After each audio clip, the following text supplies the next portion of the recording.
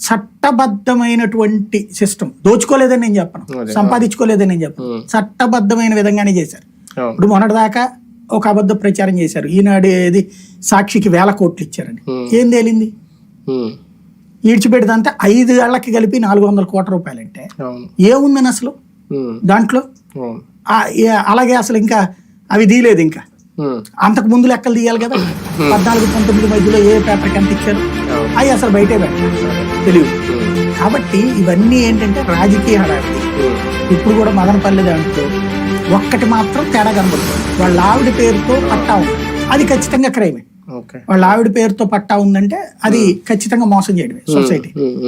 అయితే అది కొన్నారా లేకపోతే ఇదే 22 కింద తీసుకున్నాక వాటిని వేరే వాళ్ళకి, ఇప్పుడు ఫర్ ఎగ్జాంపుల్ మీరు 25 ఏళ్ల నుంచి ఉన్నారు, మీకు ఓకే అయిపోయింది, మీరు నాకు అమ్మేశారు, తర్వాత క్రైమ్ ఎట్లా అవుతుంది అప్పుడు నేను కొనుక్కుంటే? దానికి ఫ్రీ హోల్డ్ ఇస్తే తప్పేం లేదు.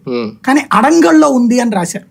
అడంగల్లో ఉందంటే తరతరాల నుంచి అప్పుడు ఆమె ఏమన్నా వాళ్ళ తల్లిదండ్రులు ఏమన్నా పేదవాళ్ళ, వాళ్ళ తల్లిదండ్రులు పేద అయితే తప్పులేదు.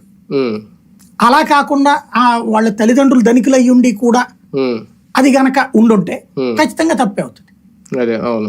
ఆమె పేరుతో ఉందంటే అది మనకి స్పష్టత రావాల్సి ఉంది. అదేంటి పెద్దిరెడ్డి వ్యవహారంలో రామచంద్ర యాదవ్ ఎంట్రీని ఎలా చూడాలంటే, పొలిటికల్ గా టార్గెట్ చేస్తే టీడీపీ